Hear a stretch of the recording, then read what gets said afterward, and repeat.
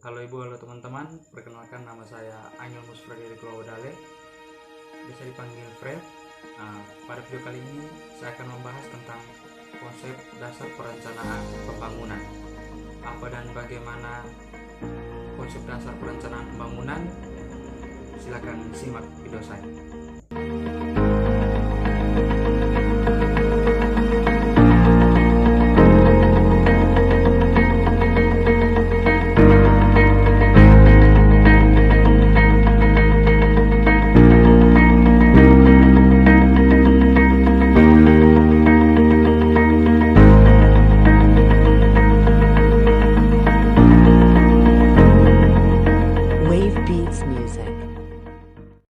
Oke, jadi sebelum kita memahami apa itu perencanaan pembangunan, ada baiknya kita membahas dulu apa itu arti perencanaan. Di sini arti perencanaan menurut Todaro, perencanaan adalah upaya pemerintah secara sengaja untuk mengkoordinir pengambilan keputusan ekonomi dalam jangka panjang serta mempengaruhi, mengatur, dan dalam beberapa hal mengontrol tingkat dan laju pertumbuhan berbagai variabel ekonomi yang utama untuk mencapai tujuan pembangunan yang telah ditentukan sebelumnya. Lalu, menurut Todaro juga, pembangunan ekonomi adalah proses multidimensi yang melibatkan bermacam-macam perubahan mendasar dalam struktur sosial, sikap masyarakat, dan lembaga nasional, seperti halnya percepatan pertumbuhan, pengurangan ketimpangan, dan penanggulangan kemiskinan. Oke teman-teman, jadi dari beberapa pengertian tersebut dapat disimpulkan bahwa perencanaan pembangunan merupakan suatu kegiatan yang menyangkut usaha-usaha dengan memanfaatkan sumber-sumber pembangunan yang tersedia dengan cara mengupayakan berbagai alternatif pilihan terbaik dalam pencapaian tujuan ke arah yang lebih baik di masa mendatang. Jika membicarakan perencanaan pembangunan, maka adilnya terdapat keterlibatan antara stakeholder secara interdisipliner untuk melakukan pengkajian dan analisis dalam merumuskan suatu perencanaan pembangunan. Menurut Riyadi dan Bratakusuma pada tahun 2004, aspek yang perlu diperhatikan dalam perencanaan pembangunan adalah yang pertama itu aspek lingkungan. Aspek lingkungan berdasarkan ruang lingkupnya dibagi menjadi dua. Yang pertama, lingkungan internal, yang dimaksud adalah populasi yang mempunyai pengaruh kuat terhadap keberhasilan suatu program pembangunan. Aspek lingkungan ini meliputi bidang seperti sosial, ekonomi, politik, dan budaya. Lalu yang kedua, aspek potensi dan masalah. Potensi dan masalah merupakan hal yang sangat penting diketahui oleh setiap perencana untuk menyusun rencana pembangunan. Potensi dan masalah adalah fakta yang ada di lapangan dan sangat berpengaruh di dalam proses pembangunan. Hal ini merupakan pijakan awal dalam proses penyusunan perencanaan yang dapat menjadi dasar analisis selanjutnya. Yang ketiga, aspek institusi perencana. Institusi perencana merupakan organisasi pemerintah yang bertanggung jawab dalam melaksanakan perencanaan pembangunan daerah. Institusi perencana berperan sebagai pelaksana fungsi manajemen dalam bidang perencanaan dan bertanggung jawab secara penuh. Lalu yang keempat adalah aspek ruang dan waktu. Batasan ruang dan waktu dalam hal ini bukan sebagai batasan yang bersifat mutlak, melainkan merupakan satu kenyataan yang dipahami oleh setiap perencana bahwa hasil-hasil rumusan kegiatan untuk waktu dan wilayah tertentu. Jadi kita harus melihat pembagian jangka waktu yang ada di Indonesia yang dibagi dalam 3 bagian, yaitu jangka pendek, jangka menengah, dan jangka panjang. Lalu yang kelima adalah aspek legalisasi kebijakan.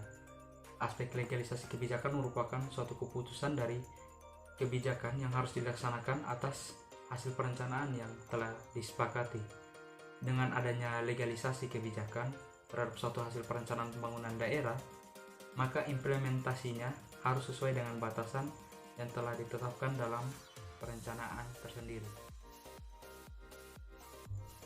Teman-teman, sesuai dengan Undang-Undang Nomor 25 Tahun 2004 tentang Sistem Perencanaan Pembangunan Nasional, dalam rangka mendorong proses pembangunan secara terpadu dan efisien, pada dasarnya perencanaan pembangunan nasional di Indonesia mempunyai 5 tujuan dan fungsi pokok. Adapun tujuan dan fungsi pokok perencanaan pembangunan tersebut adalah sebagai berikut. Yang pertama itu untuk mendukung koordinasi antar pelaku pembangunan. Lalu yang kedua, untuk menjamin terciptanya integrasi, sinkronasi, dan sinergi antar daerah. Lalu yang ketiga, untuk menjamin keterkaitan dan konsistensi antara perencanaan, penganggaran, pelaksanaan, dan pengawasan. Lalu yang keempat, untuk mengoptimalkan partisipasi dan peran masyarakat dalam perencanaan. Dan yang kelima, untuk menjamin tercapainya penggunaan sumber daya secara efisien, efektif, dan adil. Oke, selanjutnya proses perencanaan menurut Pionieris pada tahun 1991 mengemukakan 3 komponen yang dapat digunakan untuk melakukan proses perencanaan, yakni yang pertama analisis dan pengumpulan data, 2 perumusan kebijakan, dan yang ketiga adalah persiapan pelaksanaan program dan proyek tertentu. Oke, dari 3 tahapan atau komponen tersebut dapat diuraikan. Yang pertama, analisa dan pengumpulan data itu berlaku untuk semua bentuk perencanaan yang diperlukan, dan ada 2 macam data utama. Yang pertama itu data mengenai kelengkapan pelayanan, dan yang kedua data mengenai kebutuhan bagi pelayanan di masa mendatang. Lalu di bagian perumusan kebijakan, proses perencanaan dan pembuatan kebijakan itu saling berkaitan. Mereka yang terlibat dalam proses perencanaan harus mengetahui isu kebijakan yang ada relevansinya, lalu harus mempunyai informasi mengenai dasar pembuatan kebijakan dan memberikan tanggapan dalam kebijakan, serta mencari cara untuk implementasikan keputusan kebijakan. Lalu yang ketiga, penyiapan program. Proses perencanaan ini adalah menyiapkan usul-usulan rinci bagi masa yang akan datang. Usulan ini mencakup perkiraan kegiatan serta jumlah anggaran yang diperlukan untuk mengimplementasikan. Menurut Cokro Amidjodo pada tahun 1989 mengemukakan tahapan dalam suatu proses perencanaan pembangunan, yaitu yang pertama tahap penyusunan rencana yang digolongkan dalam 5 bagian, yaitu yang pertama tinjauan keadaan, lalu perkiraan keadaan atau forecasting, lalu penetapan tujuan rencana, plan objektif, lalu identifikasi kebijakan atau kegiatan usaha yang perlu dilakukan, dan yang kelima adalah proses persetujuan rencana. Lalu B-nya penyusunan program rencana. Penyusunan program rencana lebih terperinci mengenai tujuan dari sasaran dalam jangka waktu tertentu, yaitu perincian jadwal kegiatan, jumlah dan jadwal pembiayaan, dan menetapkan lembaga instansi yang akan melakukan program pembangunan proyek. C. Pelaksanaan rencana. Hal ini perlu dipertimbangkan dalam hal tahap konstruktif dan tahap operasi, karena sifat kegiatan usahanya berbeda. Tahap pelaksanaan operasi perlu mempertimbangkan kegiatan pemeliharaan, kebijaksanaan perlu diikuti implikasi pelaksanaannya, dan secara terus-menerus memerlukan penyesuaian. Lalu tahap yang keempat adalah pengawasan atas pelaksanaan rencana. Ini terdiri atas 3 komponen, yaitu 1. Mengusahakan agar pelaksanaannya sesuai dengan rancangan. Lalu kedua, jika ada penyimpangan perlu diketahui seberapa jauh dan apa penyebabnya. Dan yang ketiga, dilakukan tindakan korektif terhadap penyimpangan. Lalu bagian yang terakhir adalah evaluasi. Evaluasi dilaksanakan secara terus-menerus yang fungsinya untuk membantu proses perencanaan pembangunan agar kelemahan-kelemahan dan kekurangan-kekurangannya dapat diidentifikasi, yang akhirnya untuk perbaikan rencana atau program. Oke teman-teman, sekarang kita masuk ke bagian jenis perencanaan pembangunan. Oke, jenis perencanaan pembangunan ini terdiri dari 3 jenis, yaitu perencanaan jangka panjang, yang kedua perencanaan jangka menengah, dan yang ketiga adalah perencanaan jangka pendek. Perencanaan jangka panjang biasanya mencakup jangka waktu 10-25 tahun. Pada era Orde Baru, pembangunan jangka panjang mencakup angka waktu 25 tahun, sebagaimana ditetapkan dalam garis-garis besar haluan negara. Sedangkan dewasa ini rencana pembangunan jangka panjang, baik nasional ataupun daerah, itu cuma mencakup 20 tahun. Lalu yang kedua, perencanaan jangka menengah. Perencanaan jangka menengah biasanya mencakup waktu 4-5 tahun, tergantung dari masa jabatan presiden atau kepala daerah saat itu. Di Indonesia, perencanaan jangka menengah mempunyai jangka waktu 5 tahun yang disusun baik oleh pemerintah nasional maupun pemerintah daerah. Perencanaan jangka menengah pada dasarnya merupakan jabaran dari perencanaan jangka panjang sehingga bersifat lebih operasional. Selain itu, perencanaan jangka menengah memuat juga sasaran dan target pembangunan secara kuantitatif dan kualitatif supaya besar perencanaan tersebut menjadi lebih terukur dan mudah dijadikan sebagai dasar dalam melakukan monitoring dan evaluasi. Dan yang terakhir adalah perencanaan jangka pendek. Perencanaan jangka pendek biasanya mencakup waktu 1 tahun, sehingga sering kali dinamakan rencana tahunan. Rencana ini pada dasarnya adalah jabaran dari rencana jangka menengah.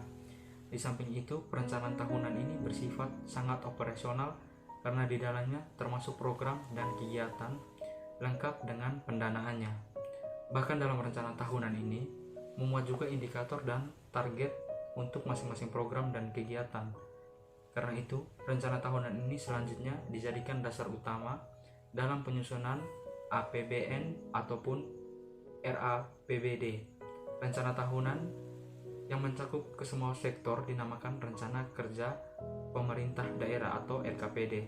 Sedangkan khusus untuk suatu sektor atau bidang dinamakan Rencana Satuan Kerja Perangkat Daerah atau biasa dikenal Renja SKPD, yang merupakan penjabaran dari rencana strategis atau Renstra SKPD. Oke, nah sekarang kita masuk pada poin yang berikut mengenai faktor-faktor yang dapat mempengaruhi perencanaan pembangunan.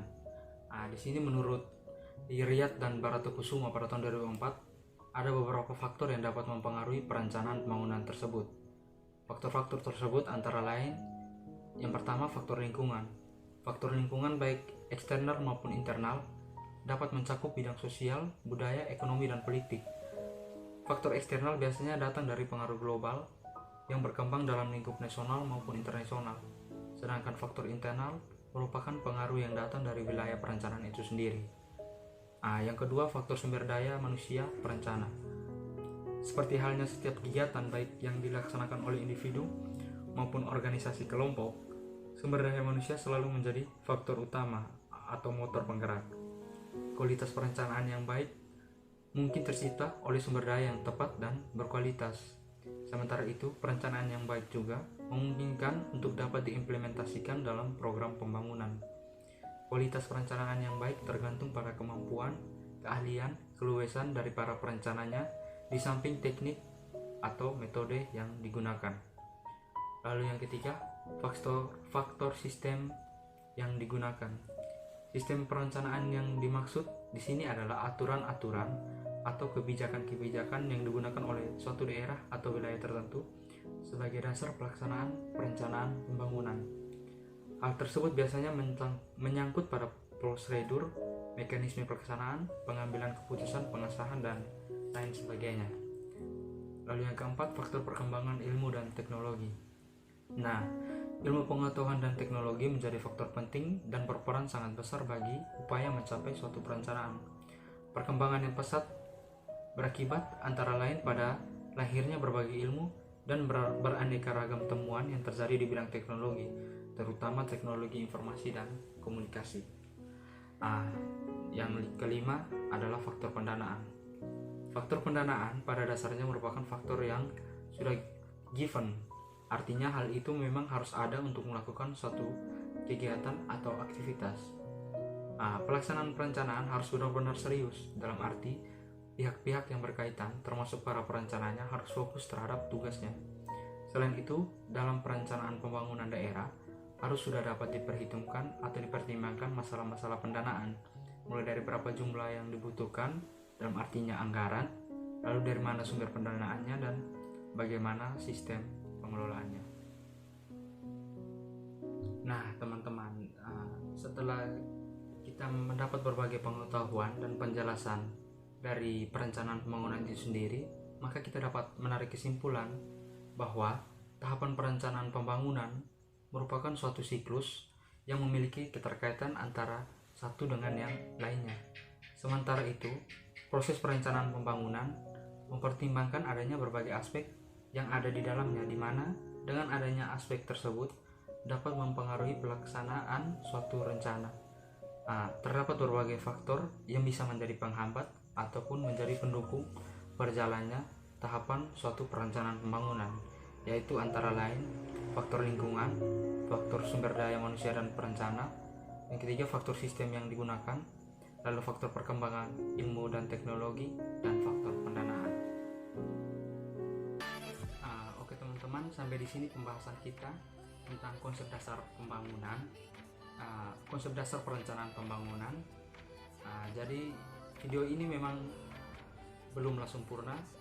Jadi jika teman-teman punya usul atau saran atau kritik yang membangun, bisa dicantumkan di kolom komentar, atau mungkin mempunyai informasi tambahan, bisa juga dicantumkan di kolom komentar, sehingga itu bisa menjadi suatu dorongan bagi saya agar bisa mencari lebih banyak informasi dalam membahas suatu materi yang ditugaskan oleh dosen. Untuk itu saya pamit undur diri. Atas perhatiannya saya ucapkan terima kasih.